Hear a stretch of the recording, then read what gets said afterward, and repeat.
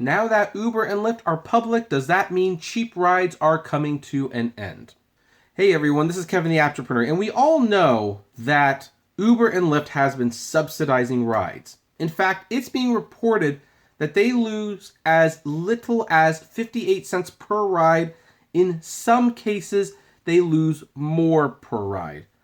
And the question has always come, how long will that last? How long can they conceivably lose money on this product? They've been doing it for 10 years, or at least Uber has. Lyft maybe a little less. But is it going to come to an end? Well, according to an opinion piece by MarketWatch, and it's titled, Uber and Lyft IPOs means the cheap rides are coming to an end.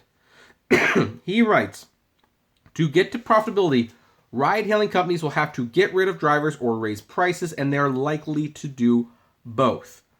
Well, they'll at least raise the prices. I mean, they might start cutting drivers off the platform, but if he's referring to the self-driving cars, that's not going to happen anytime soon.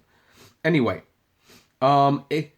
it's like Uber Technologies does not have a road to profitability unless it does one of two things: get rid of drivers or raise prices. Expect the ride-hailing giants to try to do both now that Uber and Lyft are public companies that will have to face Wall Street pressure every 3 months, which is when the earnings reports are due. But considering how long it may be before autonomous robotaxis are prevalent on our streets, price increases are much more likely and may be largely hidden by the companies.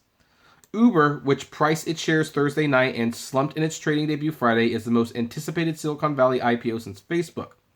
And while many investors have been impressed by the sheer scale of its business compared to the size of rival Lyft's, which is mostly in the US and has not yet diversified, Uber's losses are just as stunning. In 2018, Uber reported an operating loss of $3 billion on revenue of $11.3 billion, and its accumulated deficit reached nearly $8 billion at the end of last year. Uber said in its roadshow presentation that it expects EBITDA losses in 2019 to increase as it continues to invest. Both Uber and Lyft have been subsidized over the past decade and 7 years respectively by venture capitalists and other private investors who have been willing to bet on the ride-hailing upstarts and whose funding allowed experiments to grow with low fares. But as public companies, that stage of their life ends now. Quote, right now they are both in the middle of let's capture market share, and the bottom line is less important than capturing revenue and market share growth. But once you become a public company and you have to release your earnings every quarter, people will be very closely monitoring your earnings, said Reena Agarwal, a professor of finance and director of the Center for Financial Markets and Policy at Georgetown's McDough School of Business. There is going to be a lot of focus on that. They will have to raise prices because of pressure. By the way, sorry, I'm hoping this is coming to an end soon. Just because Uber and Lyft raise prices does not mean driver fares will go up. They'll raise the prices, but they'll keep your fares the same. Just one example of how this has played out in tech can be seen by looking at streaming media companies such as Netflix. While Netflix was in the DVD rental business, it offered its customers the ability to stream video for free along with their DVD subscriptions as an experiment. As streaming started to take hold, Netflix began to charge for it, first with its ill-fated Quickster effort, but then by separating the streaming business from DVD rentals. By the way, I didn't realize this is just a little side note, but if you want to rent DVDs through Netflix, they have the website DVD.com, and that's where you rent their DVDs from. I actually didn't realize this, but which you think I would because I still rent Blu-rays and DVDs from them, but, whatever. I thought that was kind of interesting. One of the biggest pressures is Uber's relationship with its drivers who went on strike worldwide Wednesday to protest the company's business model ahead of its IPO. See, it's showing up in all the articles. This is what taking control of the narrative looks like. The drivers argue that Uber's business model enriches company executives at the expense of its low-paid drivers who are contractors and not full-time employees with benefits. This issue is at the heart of several lawsuits that seek to get drivers classified as employees. Uber offers incentives to drivers to join, hurting its bottom line even further, and rider discounts. In the company's S1, it said it increased driver incentives and promotions in the first quarter to maintain its competitive market position, and noted that it expects its driver relations to get worse. So anyway, we know that. It's like, here's the part of the S1 that isn't getting the attention. Getting profitable by squeezing down costs is going to create even further problems with the high turnover rate with drivers and challenge the new drivers so they can expand. There are huge contradictions at the heart of their business model. Last year, Michelle worked on a study of Uber drivers and concluded that their W-2 equivalent hourly wages is less than what 90% of U.S. workers earn. Quote, our results indicate that Uber drivers earn low wages and compensation, and the total hours and compensation the gig economy represents a very small share of total hours, and compensation is the overall economy, Michelle study said. Uber has not given any predictions on when it may be profitable, but some investors are counting on profitability when it has fleets of self-driving vehicles, which would eliminate some costs of paying drivers, but of course it would bring more. But self-driving cars are still in the early stages, and even when they are completely self-driving, Uber will still have expenses for the technology, and possibly the cars themselves. Yes, finally, someone's saying it. Someone's saying it. The idea that they can wait until they're autonomous vehicles before they become profitable is foolish. We are many years away from that. It is not clear what Wall Street and investors are going to wait that many years for them to become profitable. EquityZen, a platform for employees to sell their private shares, has targeted 2023 for Uber to reach profitability, with the caveats that it hits a total gross bookings rates of $145.6 billion, revenue of $26.4 billion, and gets its costs and expenses to a rate below its revenue of around $26.2 billion. Uber's cost of revenue is its biggest expense line item, which EquityZen analysts do not expect to decline much as it continues to invest in growing services like Uber Freight and new mobility products.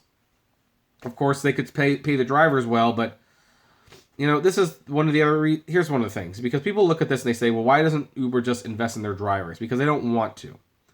They'd rather invest in other technologies rather than the drivers. That's just how it is.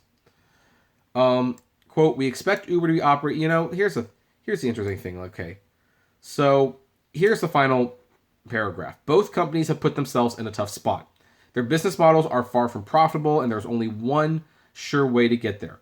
But raising prices for consumers could have a real impact on ride volume and make them less competitive against taxis in urban markets. Either way, Uber's IPO is a tough sell for investors with a long and uncertain path to profitability. Because yes, these prices will have to go up. There is absolutely no getting around that. They can't run like this forever. Heck, the fact that the upfront pricing, they're already taking 50, 30, 40, 70% of the fare sometimes, shows that, yeah, they're losing money and they want to be profitable. And they need to make a profit. So the rides are going to get more expensive. And even if they don't have the driverless cars, they might start deactivating certain drivers from the platform who might not drive much. Maybe they'll up the rating requirement where you have to be like a 4.7 or 4.8. Otherwise, you get deactivated. I'm sure Drivers United are going to love that one. But it's kind of funny because I knew that the love relationship with Uber and Lyft was going to end once they went public. And here it is. I've been reading just the last several videos I've made. It has been so interesting to watch Uber and Lyft go from tech darlings to basically being Wall Street pariahs. Like, what on earth are you doing? Oh my gosh, one of the lights went out. No wonder it got so dark in here all of a sudden.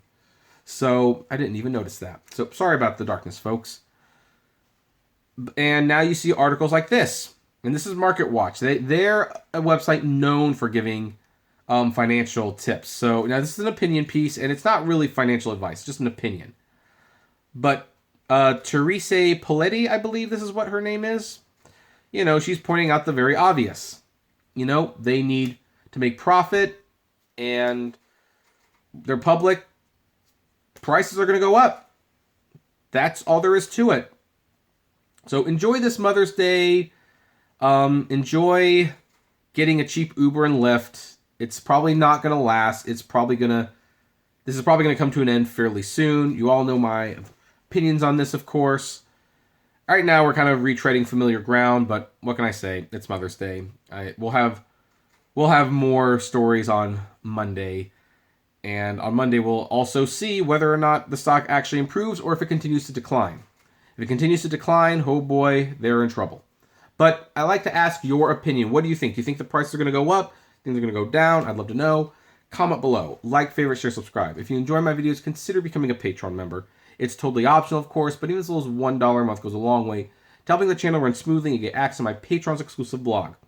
Also, check out the GetUpside app below. It's totally free, but you get a cash back on every gallon of gas you purchase. Also, check out the Apptrepreneur Hangouts on Facebook, and check out the Apptrepreneur Vlogs channel on YouTube. New content coming every week. And as always, flame responsibly. Have a good one.